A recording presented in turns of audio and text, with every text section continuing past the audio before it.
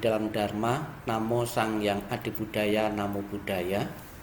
Bapak Ibu saudara sekalian yang saya hormati dimanapun Bapak Ibu berada, pada kesempatan hari ini saya akan menyampaikan sebuah renungan, yaitu tentang Bodhisattva atau makhluk suci. Di samping Sang Buddha atau Sakyamuni yang menjadi junjungan kita sebagai umat Buddha, sebagai pujaan, penghormatan yang setiap saat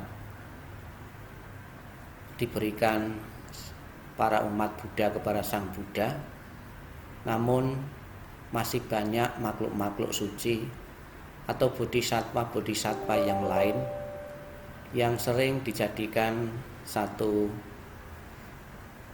penghormatan bagi segenap umat Buddha, terutama bagi umat Buddha yang menganut tradisi Mahayana maupun Tantra, yaitu sesosok makhluk suci yang kita kenal dengan Avalokitesvara.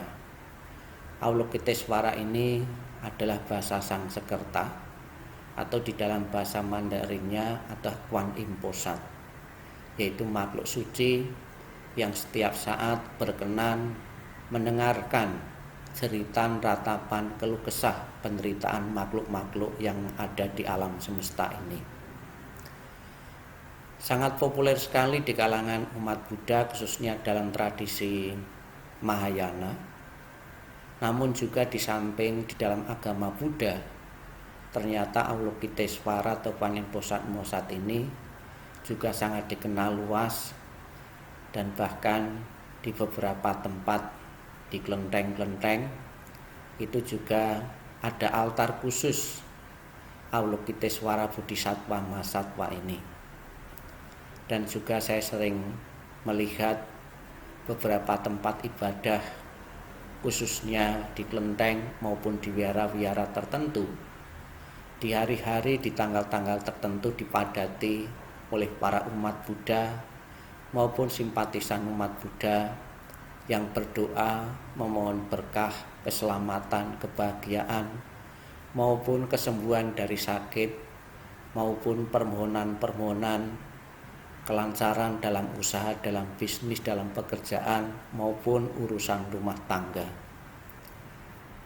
Dari beberapa pengalaman yang pernah saya lihat, mereka datang bukan cuma sekali, dua kali, namun beberapa kali.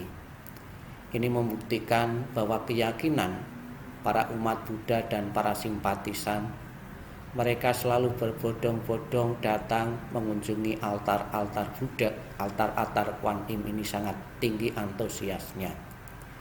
Lebih-lebih di tanggal-tanggal tertentu atau tanggal-tanggal peringatan Kuan Im Posat Mohsat atau hari-hari besar Kuan Im Posat Mohsat.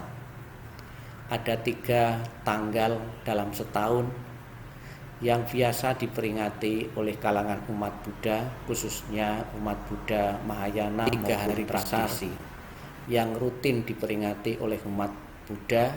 Mereka berdondong-bondong datang di altar Kuan Im untuk mempersembahkan bermacam-macam persembahan, makanan, buah, kue, maupun bunga sebagai simbol penghormatan maupun sarana yang sering dipakai oleh umat Buddha di samping untuk mengajukan permohonan-permohonan kepada beliau. Kenapa Bapak Ibu Kuan Im Posat Mohsat sangat diminati oleh kalangan umat Buddha? Ini tidak lepas dari ikrar suci yang pernah beliau ucapkan. Beliau pernah berikrar demikian: terpujilah Tathagata Sing Saming di masa lampau, saat ini berwujud Bodhisattva Kuan Sein, mawelas asih yang sempurna kebajikannya terdapat di jiwa raganya yang terampil 1000 tangan 1000 mata, memperhatikan alam semesta dan menolong semua makhluk, selalu menjalani tekad bodhicitanya, memberkati dengan ajaran Mahakaruna Dharani yang sempurna, agar semua bebas dari alam derita, dan dapat terlahir di alam Buddha. Semua karma buruk serta penyakit yang menyusahkan, tiada yang tidak dapat ditolong, semua dapat dilenyapkan. Mempelajari kebenaran yang sempurna, saat inilah kita memohon agar supaya mendapat tingkat kesucian dengan benar dan pasti.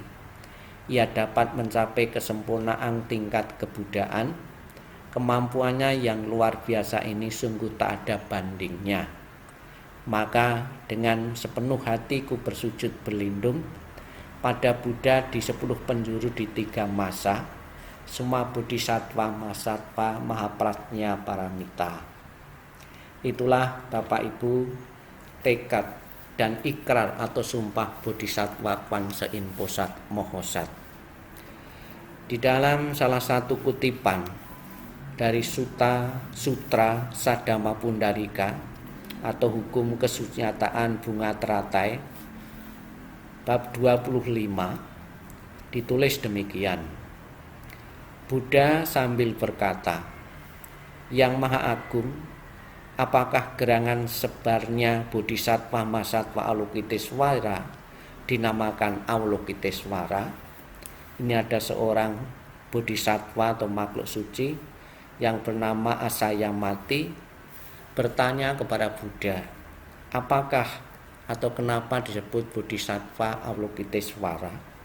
Kemudian Sang Buddha menjawab, Yang Maha Agung menjawab pertanyaan Bodhisattva Mahasattva Asayamati.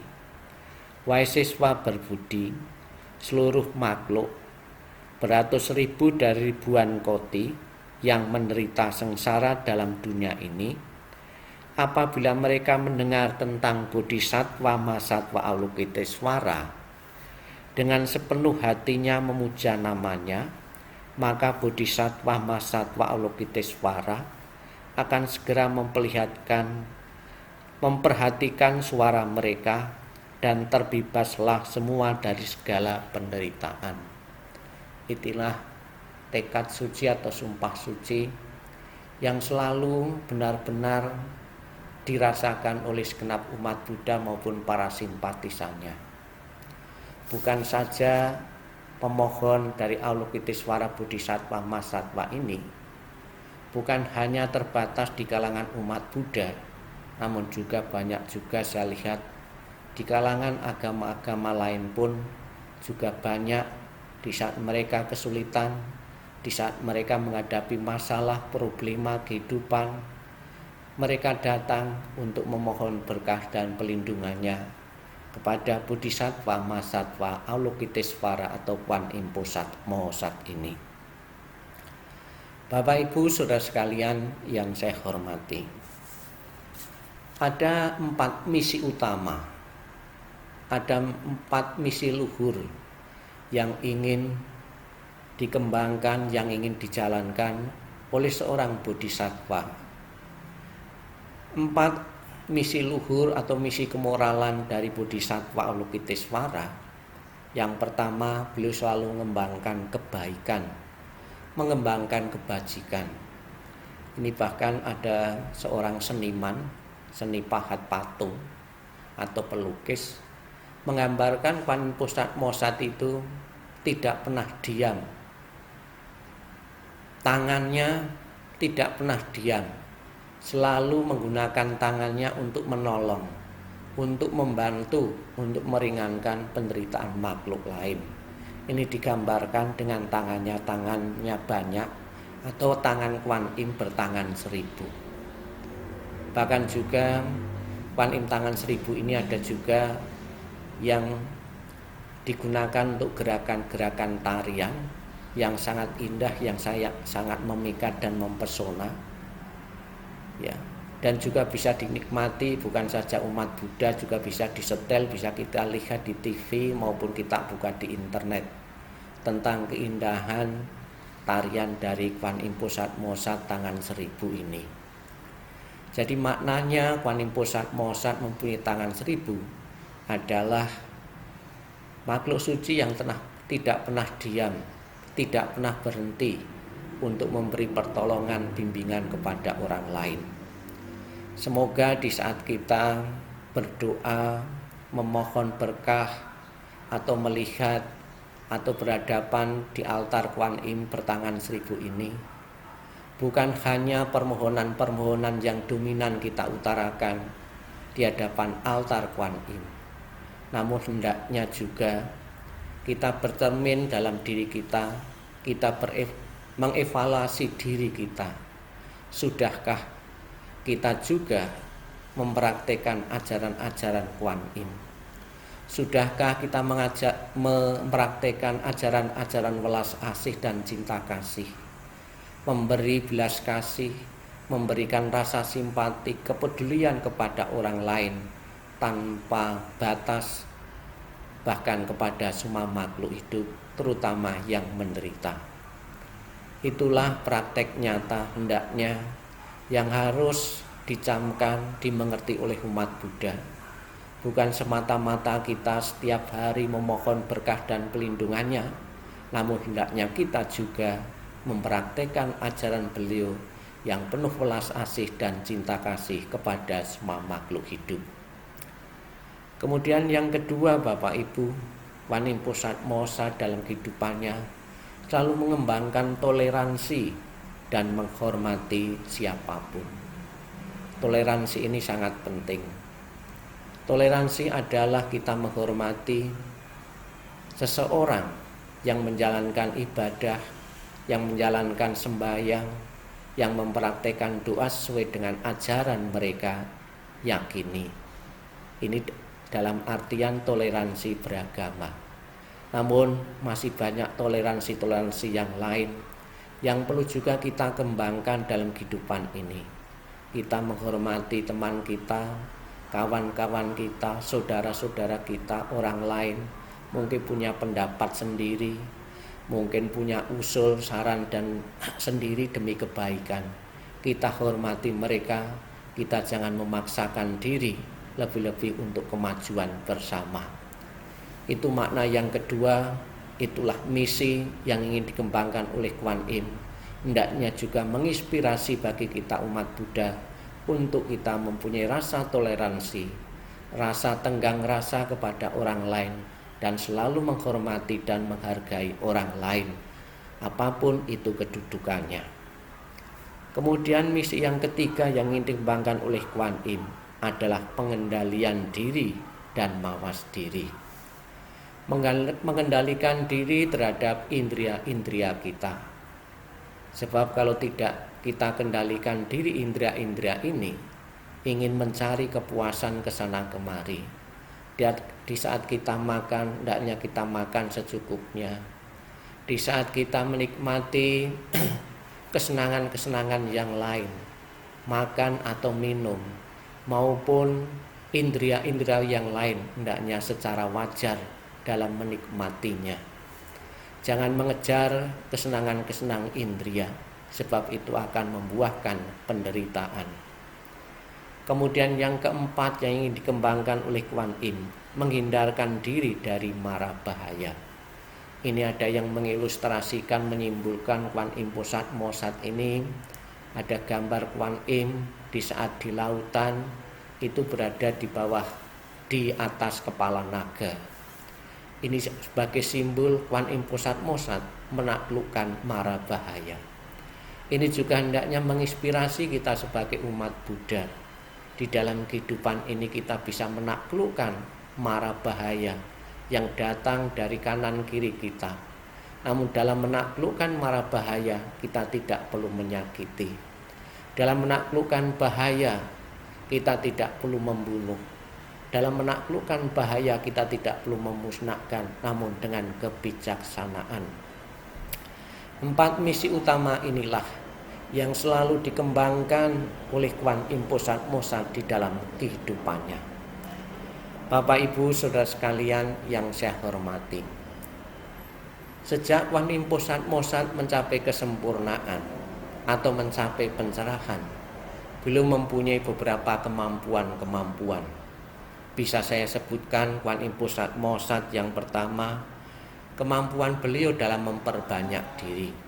Ini digambarkan, disebutkan dalam kitab suci Kuan Yin Pusat Mosat bisa bermanifestasi, bisa mewujudkan dirinya dari satu menjadi banyak. Kurang lebih disebutkan ada 33 wujud perwujudan Kuan Yin Pusat Mosat. Ini adalah sebagai manifestasi, beradaptasi dengan makhluk-makhluk yang beliau ingin tolong. Di saat beliau berada di alam-alam penderitaan, Kuan Yin Pusat Mosat memakai wujud sebagai makhluk neraka, makhluk setan. Ini juga ada simbol yang digambarkan, yang kita lihat, baik itu patung maupun gambar. Ada Kuan Yin Pusat Mosat yang mengabulkan doa-doa ibu-ibu yang sudah berkeluarga sekian lama, tidak mempunyai keturunan. Ini digambarkan dalam patung, dalam rupa Kuan Yin menggendong anak.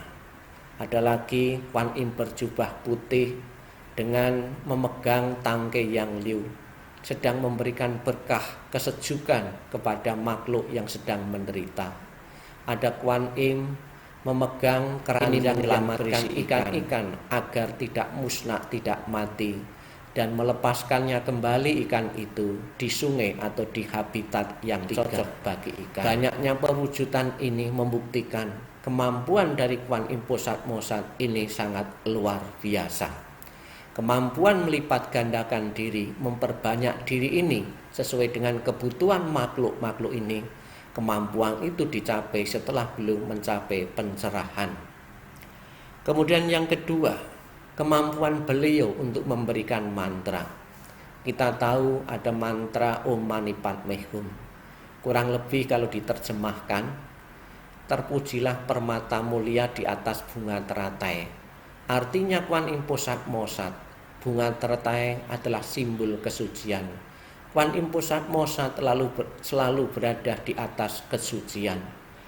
Dan Kuan Yin Pusat Mosat selalu memberikan mantra ini yang diyakini oleh umat Buddha, dilafalkan oleh umat Buddha, baik itu umat Buddha dalam keadaan sedang tidak menghadapi problema kehidupan, lebih-lebih juga umat Buddha yang sedang menghadapi masalah, sedang menghadapi penyakit, bahkan seperti kondisi saat ini yang sedang ada wabah virus corona ini. Om Mani Padme Hum atau mantra Kuan Yin ini sangat dominan sekali untuk dilafalkan oleh segenap umat Buddha karena meyakini manfaatnya bagi kehidupannya, manfaatnya bagi masyarakat untuk melenyapkan duka dan derita, melenyapkan penyakit.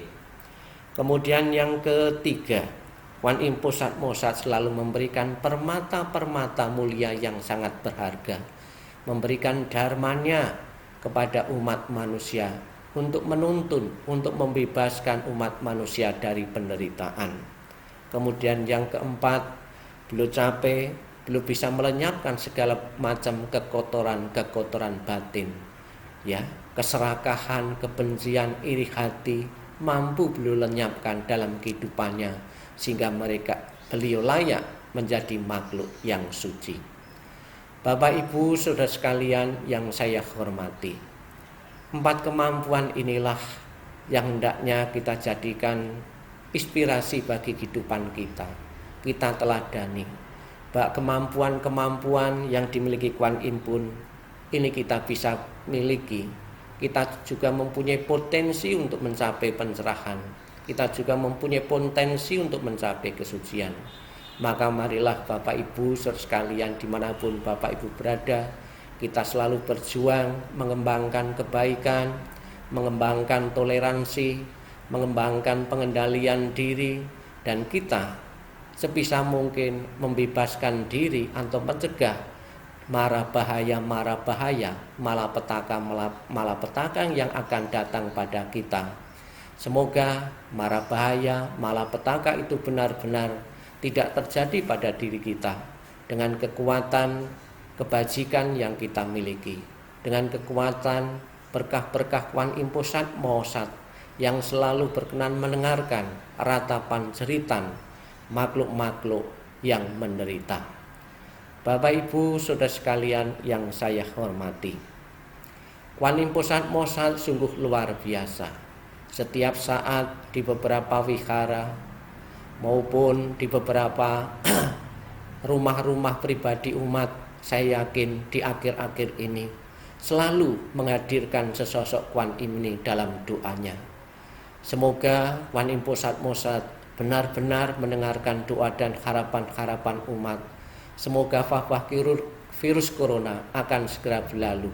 Semoga tenaga medis yang berada di garda terdepan di dalam menanggulangi penyebaran bahaya virus corona ini akan selalu mendapatkan kekuatan, mendapatkan ketabahan, dan selalu bersemangat di dalam menanggulangi penyebaran bahaya ini.